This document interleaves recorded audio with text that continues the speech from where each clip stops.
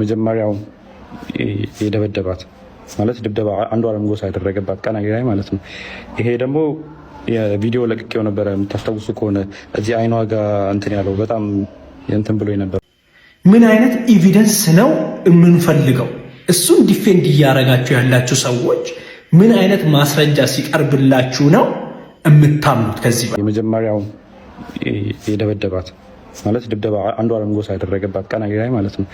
ይሄ ደግሞ የቪዲዮ ለቅቄው ነበረ። የምታስታውሱ ከሆነ እዚህ አይኗ ጋር እንትን ያለው በጣም እንትን ብሎ ነበር፣ በልዞ ነበር። ፎቶን ስለማስቀምጠው ታዩታላችሁ።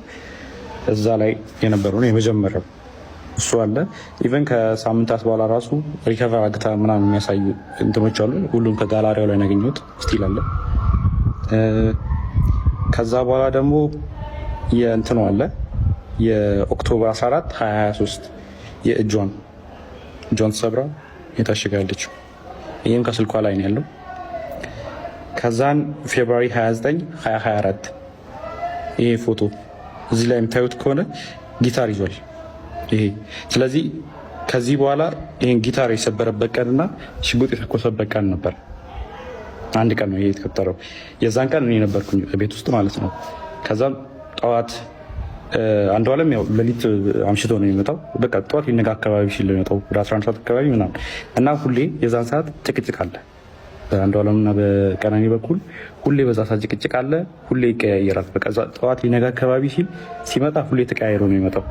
ከዛን የዛን ቀን ተኝቼ ነበረ። እኔ 1 ሰዓት አካባቢ ይሆናል ተኝቼ ነበረ።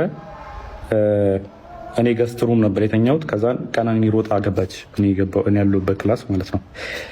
ከዛን በሩ ስዘጋ የዛን ጊዜ ተነሳሁኝ። ከዛን ምንድነው ናስ ጊዜ እንትኑን ይሄ ጊታሩን ወርውሮ ሲሰብረው ነበር የዛን ቀን ኮሪደሩ ላይ። ከዛን ምንድነው ናስ ጊዜ ተነሳ አንተ ለማጋት ትሄዳለህ ምናምን ነገር አለችኝ። ከዛን ምን ተፈጥሮ ነው ምናምን ስላት ጊዜ ከዛን ሽጉጥ አቀባበለ አንዷለም በሩ ጋር ቆሞ ማለት ነው። ከዛን እኔ ላናገረው ናስ ጊዜ ከዛን አይሆንም የሚመታሃል ምናምን ብላ እሷ አይተኩስም አንተ ተረጋጋ እኔ ያናግረዋለሁ እንዳትገባ በመሀል ብላ በሩን ከፍታ ወጣች። ከዛን ሽጉጡን ፊቷ ላይ ደቀነባት። ከዛን የሆነ ፎቶ አሳያት። ይህ ፎቶ አንቺ ነሽ አላት። እሷን አይደለሁም አለች። ከዛን እህቱን አሳያት። መጽሐፍ ቅዱስ ይዛ በጣም ማለችለት። እኔ አይደለሁም እናቴ ትሞት ምናምን ብላ ማለችለት ቀነኒ። ከዛን አንቺ ነሽ ምናምን አላት። ከዛን ወደ እንትና ዞረ ሚጣ ጠይቃት። ሚጣ እሷ አይደለች ምን ሆነ አንዷለም ማለት ነው። ከዛን እኔን ጠይቀኝ እሷ አይደለች ስለ ጊዜ ከሷ ላይ ይዞ የነበረውን ሽጉጥ ወደ ሸተሩ አዙሮ ሸተር ላይ ተኮሰዋል። እሱን ፎቶ ላደርግላችሁ እችላለሁ። አሁን ምናልባት ላላገኘው እችላለሁ። ካገኘሁት ግን አስቀምጥላችኋለሁ። ከዛ ቀጥሎ እያንዳንዱ ነው ማሳያችሁ። ከዛን ይሄኛው ፎቶ አለ። ይሄ ፎቶ ማለት አንዷለም ጎሳ በኢሬቻ ኮንሰርት ላስት ታይም ያደረገው ከዛ በኋላ ከተመለሰ በኋላ በሆነ ብር ምክንያት ከሌላ ሰው ጋር ተጋይቶ በሱ ሰበብ እሷን ሊደበደባት። ይሄ ፀጉሯን ማመሳሰል ትችላላችሁ። የዛን ጊዜ የነበረ ፎቶ አለ።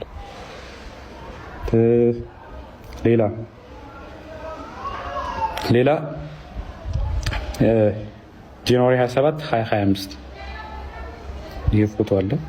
ይሄ ደግሞ ከመሞታ 1 ወር ከ15 ቀን ወይ 1 ወር ከምናምን ነው የሚሆን። ጃንዋሪ 27 ማለት እሷ ማርች 11 አካባቢ ነው። ስለዚህ በጣም 1 ወር ከ15 ቀን ማለት ይቻላል። የዚህን ቀንም እኔ እዛ ቤት ነበርኩ። በዚሁ ሀሳብ ላይ እንዳለን እስቲ አንድም ሌላ ቪዲዮ ላሳያችሁ። የቀነኒን ወንድም ንግግር አይቼ የመጣሁት ምን አይነት ማስረጃ ነው ከዚህ በላይ የሚፈለገው? ምንድን ነው መቅረብ ያለበት ከዚህ በላይ?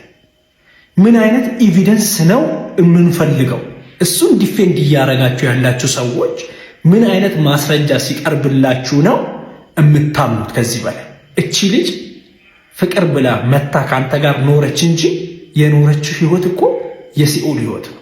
እንዴት ነው ሰው እሱን ብላ ለፍቅር መስዋዕትነት ከፍላ እሱ ጋር ለመኖር ራሷን አሳልፋ የመጣችን ሴት ቢያንስ ከሌሎች ችግሮች ራሱ ፕሮቴክት አድርጎ ራሱ ጋር መያዝ እያለበት እንደዛ አይነት የሲኦል ህይወት ውስጥ እንድትኖር የፈረደባት? ካልሆነ መተው አይቻልም ወይ? እሷ እንኳን እሺ ፍቅር ይዟት አልሄድም ብትል እንኳን እንደዛ አይነት መከራ እያየች እንኳን ያንን የመከራ ህይወት ብትመርጥ እንኳን ካልተፈለገ እንደዛ ፊቷ እስኪበላሽ ድረስ ከመቀጥቀጥ ከመደብደብ ሽጉጥ እየመዘዙ ለመግደል ከማስፈራራት ትቶ መሄድ አይሻልም ወይ? እቺ ልጅ ምናልባት ለቤተሰቦቿ ብትኖር ለራሷ ብትኖር አትጠቅምም? ለዘመድ አዝማድ አትጠቅምም? እቺ ልጅ በዚህ ሳይድ የምትቆሙ ሰዎች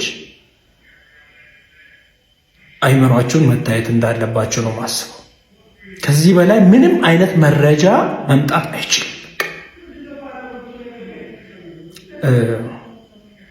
ወንድምየው የተናገረው ንግግር በነገራችን ላይ ሙሉ ማስረጃ ነው ማለት ነው። በነገራችን ላይ ለአንዱዓለም ጎሳ በጣም እየተከራከራችሁ ያላችሁ በጣም ብዙ ሰዎች ያላችሁ፣ መቼም እንግዲህ ምግብ የቀረበለት የምግብ ሽታ የሸተተው ያንን ምግብ መብላት ይፈልጋል።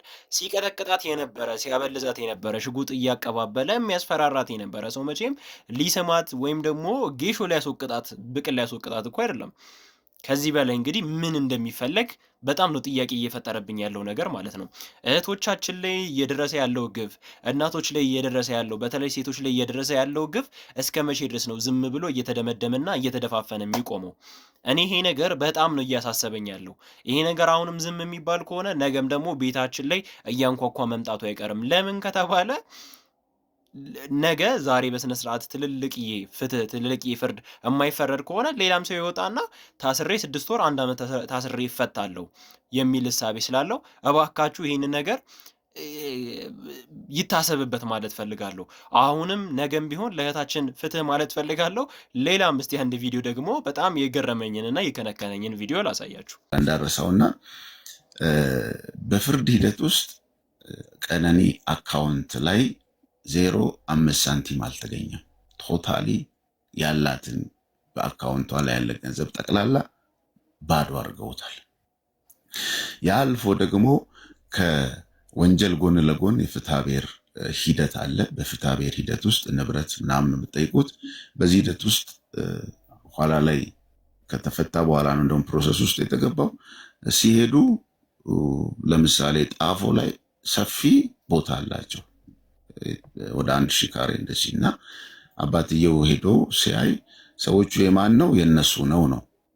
ፋይል ላይ ግን ሄዶ ሲታይ የሷም የሱም ስም የለም፣ የሌሎች ሰዎች ነው በቦታው ላይ ፋይል የተገኘው። ምንድነው ስም የማዛወር የማሸሽ ስራ ተሰርቷል። ይሄ ሁሉ ሄዶ መጨረሻ ላይ አካውንቱ እንዳይንቀሳቀስ ታግዶ በታገደበት ደብዳቤ በደረሳቸው ሰዓት ላይ 2 ባንኮች ወደ 300 ምናምን ሺህ ብር ወጪ አድርገዋል። አሁን ዱባይ ሊሄድ ሲል ማለት ነው። ሉክ የፍርድ ቤትም ትዕዛዝ የማይጠበቅበት አንድ ግለሰብ አቅም ካለው ገንዘብ ካለው ተሰሚነት ካለው ምንም ነገር ማስደረግ የሚችል አይነት እንትን ነው ያለውና ዘን እንግዲህ አባገዳዎቹ ጋር ልመለስና ልጨርስ። አባገዳዎቹ እንግዲህ ይሄ ሁላ መረጃ እንደሰማን ነው እንግዲህ አይን ያለው ማሰብ የሚችል ጆሮ ያለው ሰው ማመዛዘን የሚችል ሰው እንግዲህ ይህንን ወንጀል ማን እንደፈጸመው እንግዲህ ሙሉ ለሙሉ ይደመድማል፣ ይፈርዳል ብዬ አስባለሁ። መቼም ሁሉም ነገር ግልጽ ነው ብዬ አስባለሁ እና እኔ ምንም ልል አልችልም። እባካችሁ ሁላችሁም ያላችሁን ሀሳብ አስተያየት እስቲ ኮሜንት ላይ ጻፉልኝ።